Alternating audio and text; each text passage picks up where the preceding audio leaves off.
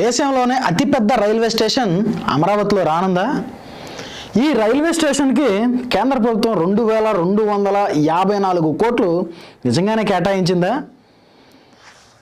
అసలు ఇప్పటి వరకు దేశంలోనే అతిపెద్ద రైల్వే స్టేషన్ అయినటువంటి హౌరాని దాటి అమరావతిలో అంత పెద్ద రైల్వే స్టేషన్ కట్టడానికి గల కారణాలు ఏంటి? అందరికీ నమస్కారం, వెల్కమ్ టు ఆంధ్ర క్రానికల్స్. ఆంధ్రప్రదేశ్లో సోషల్ మీడియాలో ఆంధ్రప్రదేశ్లోని రాజధాని అమరావతిలో దేశంలోనే అతిపెద్ద రైల్వే స్టేషన్ ఒకటి కట్టబోతున్నారు. దీనికి కేంద్ర ప్రభుత్వం 2254 కోట్లు కేటాయించింది. దీనిలో మొత్తం 4 టెర్మినల్స్ ఉంటే 24 ప్లాట్ఫామ్లుగా ఉండబోతుంది. దీన్ని సుమారు 1500 ఎకరాల్లో నిర్మించబోతున్నారు అనేటువంటి ఒక సర్క్యులేషన్ అయితే జరుగుతుంది. ఆ సర్క్యులేషన్ పోస్టర్ని కూడా మీరు చూడొచ్చు. మరి ఇది ఎంతవరకు నిజం? ఇది నిజంగానే అమరావతిలో దేశంలోనే అతిపెద్ద రైల్వే స్టేషన్ రాబోతుందా, లేదంటే ఎవరన్నా చేస్తున్నటువంటి బిల్డప్లా? అంటే దీని మీద ఒక క్లారిటీ తెచ్చుకునే ప్రయత్నం చేద్దాం. ఇప్పటి వరకు దేశంలోనే అతిపెద్ద railway station Howrah railway station. దీన్ని 1854లో నిర్మించారు. అయితే దీనిలో మొత్తం 23 ప్లాట్ఫామ్స్ ఉండగా రోజుకి ఒక 7 లక్షల నుంచి 10 లక్షల మంది జనం ప్రయాణిస్తూ ఉంటారు. రాకపోకలు రావడం కానివ్వండి, వెళ్ళడం కానివ్వండి, ఏదైనా కానీ 10 లక్షల వరకు జనాలు ప్రయాణిస్తూ ఉంటారు. అయితే దీని తరువాత మనం చూసుకుంటే సికింద్రాబాద్లో ఉన్నటువంటి రైల్వే స్టేషన్లో కేవలం 10 ప్లాట్ఫామ్లు మాత్రమే ఉన్నాయి. 2 తెలుగు రాష్ట్రాల్లో చూసుకుంటే ఇక్కడ కూడా సుమారు 1 నుంచి 2 లక్షల మంది ప్రయాణికులు రాకపోకలు సాగిస్తూ ఉంటారు సికింద్రాబాద్లో.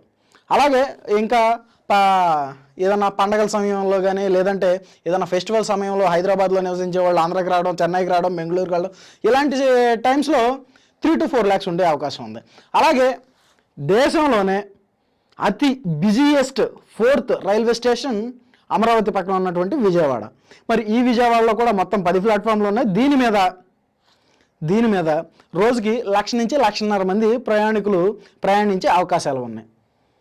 మరి ఇప్పుడిప్పుడే అభివృద్ధి చెందుతున్నటువంటి అమరావతి కేవలం ప్రధాన ప్రభుత్వ కార్యాలయాలకే, విద్యాలయాలకే పరిమితం అవుతుందా, లేదంటే అభివృద్ధి చెందుతుందా? అక్కడ సంస్థలు వచ్చే అవకాశాలు ఉన్నాయా అంటే ఖచ్చితంగా ఇప్పుడిప్పుడే అభివృద్ధి చెందుతుంది. మనం చూసుకుంటే విశాఖలో కూడా గూగుల్ డేటా సెంటర్ వస్తుంది. ఏఐ కూడా అభివృద్ధి చెందుతుంది. ఎక్కడి నుంచి సుమారు 12 దేశాలకి గూగుల్ స్టోరేజ్ డేటా సెంటర్ ఉండబోతుంది అని కూడా నారా లోకేష్ గారు తెలియజేశారు. దీని మీద అగ్రిమెంట్లు కూడా జరుగుతున్నాయి, పేపర్ వర్క్ కూడా జరుగుతుంది. అయితే మనం ఇప్పుడు చూసుకుంటే ఈ అమరావతిలో ఉన్నటువంటి కెపాసిటీ ఎంత? ఇక్కడి నుంచి వివిధ రాష్ట్రాలకు ప్రయాణించేటువంటి వ్యక్తుల సంఖ్య ఎంత? మనం చూసుకుంటే ప్రస్తుతం ఇక్కడ మనం చూసుకుంటే గతంలో ఆంధ్రప్రదేశ్ను 2019 నుండి 24 మధ్యలో పరిపాలించినటువంటి వైఎస్ జగన్మోహన్ రెడ్డి గారు అమరావతిని దెబ్బగా మార్చారు, శ్మశానాల దెబ్బగా మార్చారు. కనీసం దానిలో ఎలాంటి అభివృద్ధి కార్యక్రమాలు చేయకుండా ముళ్ళ పదవులు పెంచినటువంటి వైనం ఇప్పుడిప్పుడే కూటమి ప్రభుత్వం అధికారంలోకి వచ్చిన ఈ సంవత్సరన్నర కాలంలో ఇప్పుడిప్పుడే అభివృద్ధి వైపు అడుగులు వేస్తుంది.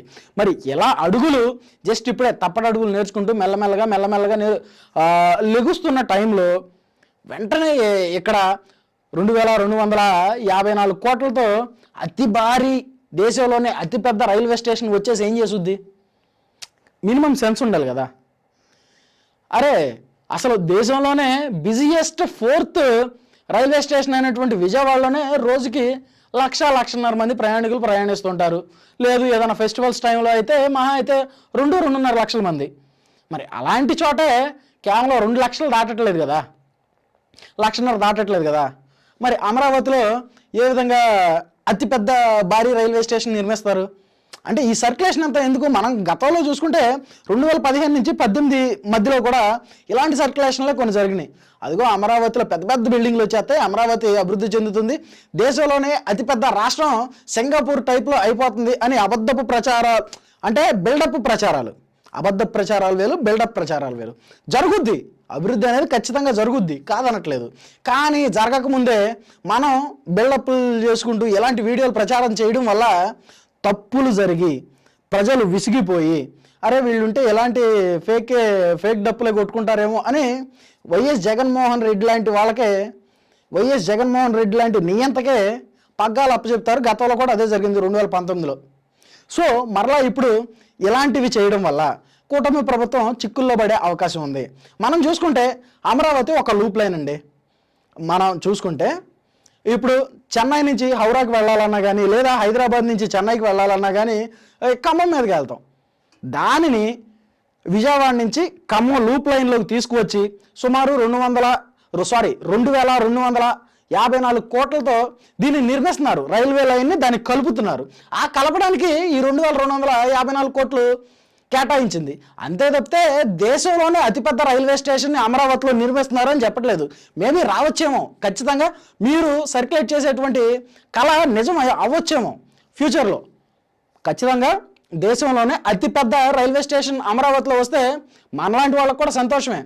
అరే, దేశంలోనే అతిపెద్ద రైల్వే స్టేషన్ అమరావతి అని చెప్పుకోవడానికి మనకే వినడానికి కూడా చాలా బాగుంటుంది.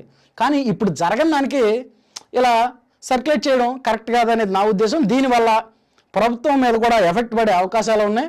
మరి ఒకసారి ఆలోచించుకుని చేసే ప్రచారం, చేసే సర్క్యులేషన్ కరెక్టా కాదా అనేది ఒకసారి చూసుకుంటే మంచిదని నా అభిప్రాయం. మరి అది ఇన్ఫర్మేషన్ ఎలా అనిపించిందో కూడా కామెంట్ రూపంలో తెలియజేయండి. అలాగే ఇలాంటి political, current affairs, trending, breaking న్యూస్ల కోసం మన ఆంధ్ర క్రానికల్స్ ఛానల్ని ఇప్పుడే సబ్స్క్రైబ్ చేసుకుని నోటిఫికేషన్ ఆన్లో పెట్టుకోండి. Thanks for watching. This is Rajesh signing off.